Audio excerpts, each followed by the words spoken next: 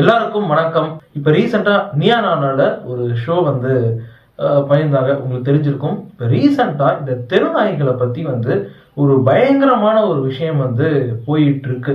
Supreme court அவங்க கொடுத்த அந்த விஷயமா இருக்கட்டும், நிறைய விஷயங்கள் ரொம்பவே பரபரப்பாக போயிட்டு இருந்துச்சு.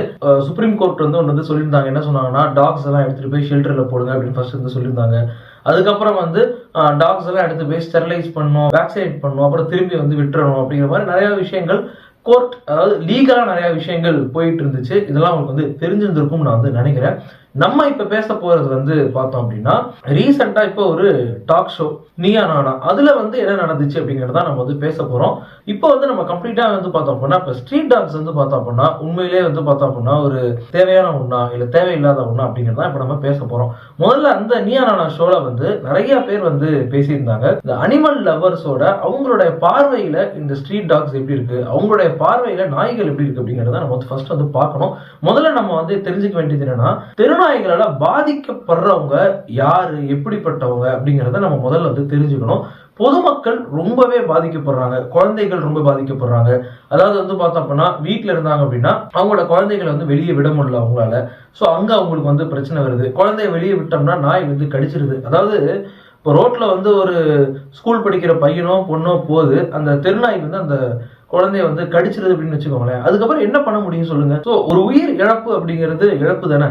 இப்ப நமக்கு ஒரு பாம்பு அப்படிங்கிறத தள்ளி வச்சிடறோம். பாம்பு நம்ம உயிரை பறிக்கும் அப்படிங்கிறதுனால தள்ளி வைக்கிறோம். ஒரு பூரா வந்துச்சுன்னா அடிக்கிறோம். அதான் சொல்றாங்க, ஒரு கொசு கடிச்சா அடிக்கிறீங்க, ஏன் ஒரு நாய் கடிக்குது, அது உங்க மண்டையில ஏற மாட்டேங்குது அப்படின்னு கேட்கறாங்க. ஒரு நல்ல ஒரு வேலிடான ஒரு கொஷின். உண்மையிலேயே ரொம்ப ஆச்சரியமான ஒரு விஷயமாவும் இருக்கு. ஏன்னா ஒரு நாய் கடிச்சு ஒருத்தவங்க பார்த்தோம் அப்படின்னா இறக்குறாங்க. இது நடக்குது. ஒரு நாய் கடிச்சு ஒரு குழந்தை இறக்குது அப்படிங்கும் போது இந்த நாய் அனாவசியமானதா ஆயிடுது. இந்த சொசைட்டிக்கு சத்தியமா அது தேவையில்லாத ஒரு விஷயமா தான் இந்த நாய் இருக்கு. அப்ப இந்த நாயை அப்புறப்படுத்தணும். இவ்வளவுதான். இது இவ்வளவு சிம்பிளான ஒரு விஷயம். ஆனா இந்த அனிமல் லவர்ஸ் இவங்க எல்லாம் என்ன பண்றாங்க, நாய்க்கு நாங்க சோறு போடுறோம் அது இதெல்லாம் சொல்றாங்க. அதுதான் பெரிய ஆச்சரியமா இருக்கு. இப்ப அவங்க வீட்டுல இருக்கக்கூடிய ஒருத்தவங்க கடிச்சிருந்தா என்ன பண்ணும், இல்ல அவங்க வீட்டுல அவங்க கடிச்சு இறந்து போனா என்ன பண்ணும் அப்படிங்கறத நம்ம கேட்கணும். ஏன்னா அவங்களே என்ன நிறைய பேர் என்ன சொல்றாங்கன்னா, எங்க வீட்டுல நாய் கடிச்சிருக்கு, என்ன கடிச்சிருக்கு, ஒய்ஃப கடிச்சிருக்கு அப்படிலாம் சொல்றாங்க. கடிச்சு இறந்திருந்தா என்ன பண்ணிருப்பாங்க அப்படிங்கறத நம்ம இந்த இடத்துல கேட்கணும். அப்ப தெருநாய்கள் அப்படிங்கிறது ஒரு நியூசன்ஸ் அப்படிங்கறதா உண்மை. சோ அதை பத்தி தான் நம்ம பார்க்க போறோம். சோ அந்த ஒரு எபிசோட்ல நிறைய பேர் பேசினாங்க. சோ அதுல பெரும்பாலான பேர் அவங்க வைக்கிறது என்ன அப்படின்னா, நாங்க பார்த்தோம் அப்படின்னா கருணையா காட்டுறோம், நாங்க ஒரு மர்சியா இருக்கும், நாங்க நாயிட்ட கருணை பாக்குறோம், சோ நாயை அப்புறப்படுத்தாதீங்க அப்படின்லாம் சொல்றாங்க.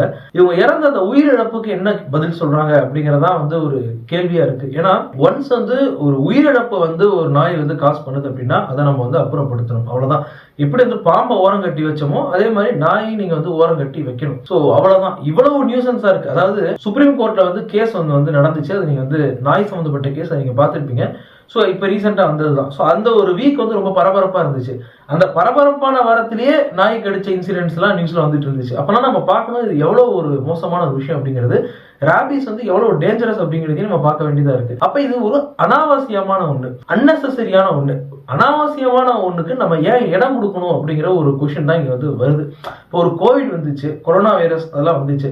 அதை எப்படிலாம் நம்ம வெளியே அனுப்பணுங்கிறத நம்ம பிளான் பண்ணோம். ஸோ அதுதான் நம்ம முயற்சி பண்ணோம். அப்ப ஒரு அனாவசியமான ஒண்ணை எதுக்கு நம்ம வச்சிருந்துருக்கணும்? ஒரு திருநாயினால இவ்வளவு பிரச்சனையா, அதை ஏன் நம்ம வெளியே அனுப்பக்கூடாது அப்படிங்கிறதா ஒரு கொஸ்டின். அதுக்கு இவங்க என்ன சொல்றாங்க, ஏபிசி அனிமல் பர்த் கண்ட்ரோல், அதாவது அது பர்த் கண்ட்ரோல் பண்றது, இந்த மாதிரிலாம் நிறைய விஷயங்கள் சொன்னாலும் அட் எண்ட் ஆஃப் தி டே ஒரு நாய் கடிச்சு யாரோ ஒருத்தவங்க இறக்குறாங்க, ஒரு நாய் கடிச்சு ஒரு சைல்டுக்கு பாதிப்பு வருது, ஒரு நாய் கடிச்சு யாரோ ஒருத்தவங்க அடிபடுறாங்க அப்படிங்கும் போது அந்த குழந்தைக்கும் அந்த குழந்தையோட குடும்பத்துக்கும் தான் அவங்களோட பெயின் வலி அப்படிங்கிறது தெரியும். ஸோ அதுக்கப்புறம் நான் ரொம்ப ரசிச்ச ஒரு விஷயம் என்ன அப்படின்னு கேட்டீங்கன்னா, அந்த ஒரு ரிச் வர்சஸ் புவர் அப்படின்னு அவங்க சொன்னாங்க. ரொம்பவே உண்மையிலேயே நான் ரொம்பவே அப்ரிஷியேட் பண்ணக்கூடிய விஷயம். ஏன்னா அந்த ஆங்கிள் நான் யோசிக்கல. அது வரைக்குமே அந்த ஒரு எபிசோட் பார்க்குற வரைக்குமே நான் யோசிக்கல. இப்போ யோசிச்சு பார்த்தோம் அப்படின்னா, நம்ம இருக்கிற ஏரியாஸ்ல நாய் இருக்கா அப்படின்னா இருக்கு. பட் அவங்க சொன்ன அந்த போயஸ் கார்டனா இருக்கட்டும், அதுக்கப்புறம் போட் கிளப்னு நினைக்கிறேன் அந்த ஒரு இடத்த சொன்னாங்க. இப்போ யூடியூபர்ஸ்ல பார்த்தோம் அப்படின்னா நம்ம பார்க்க முடிஞ்சது, யாரோ ஒரு YouTuber boat club, Poes garden அங்கெல்லாம் போயிட்டு என்ன பண்ணிட்டாங்க அப்படின்னா தெருநாய், அதாவது ஸ்ட்ரீட் டாக் இருக்கா அப்படின்னு சொல்லி பாக்குறாங்க. இங்க வந்து எவ்வளவு ஸ்ட்ரீட் டாக்ஸ் இருக்கு, அங்க எவ்வளவு ஸ்ட்ரீட் டாக்ஸ் இருக்குன்னு கம்பேர் பண்ணீங்கன்னா ஏணி வச்சா கூட எட்டாது. ரிச்சா இருக்கக்கூடிய ஏரியாஸ்ல ஏன் வந்து ஸ்ட்ரே டாக்ஸ் இல்ல, ஏன் வந்து ஸ்ட்ரீட் டாக்ஸ் இல்ல? சோ அதுதான் வந்து ஒரு பெரிய கொஸ்டின் மார்க்கா வருது. அப்ப இது வந்து நாயினால வரக்கூடிய பாதிப்பு அப்படிங்கறதெல்லாம் தாண்டி ஒரு ஒரு ஒரு இன்கம், இந்த middle class, lower middle class, இந்த மாதிரியான ஏரியாஸ்ல வந்து ஸ்ட்ரீட் டாக்ஸ் இருக்கு. பெரிய ரிச்சான பீப்புள் இருக்கும்போது ஸ்ட்ரீட் டாக்ஸ் இருக்க மாட்டேங்குது. ஸ்ட்ரீட் டாக்ஸ் வந்து எவ்வளவு ஒரு நியூசன்ஸ் அப்படிங்கிறது நமக்கு வந்து புரியுது. ஸோ அதுக்கப்புறம் வந்து அந்த இதுல வந்து நிறைய விஷயங்கள் பேசியிருந்தாங்க. நமக்கு நடக்கக்கூடிய ஒரு ஒரு நம்மளுடைய கன்வீனியன்ஸை கெடுக்கக்கூடிய ஒரு விஷயமா தான் வந்து இது வந்து இருக்கு. இப்போ நம்ம பைக்ல போறோம் அப்படின்னா பின்னாடியே வந்து என்ன பண்ணுது அப்படின்னா நாய் வந்து துரத்துது. நம்ம வந்து மேலா இருக்கும், ஜென்ஸா இருக்கும், நம்ம வந்து நடந்து போறோம், நம்மளையே ஒரு 2-3 நாய் வந்து பக்கத்துல வந்துடுச்சு அப்படின்னா நமக்கே உண்மையிலே பயமா தான் இருக்கு. ஐயோ போச்சு, இன்னைக்கு வந்து இது வந்து கடிச்சா என்ன பண்றது அப்படிங்கிற ஒரு கொஸ்டின் வந்து வருது. நமக்கு மனசுல என்ன இருக்கும்னா, குலைக்கிற நாய் கடிக்காது அப்படின்னு இருக்கும், நம்ம டிஸ்டர்ப் பண்ணாதான் நம்மள டிஸ்டர்ப் பண்ணும் அப்படிலாம் நம்ம நினைப்போம்.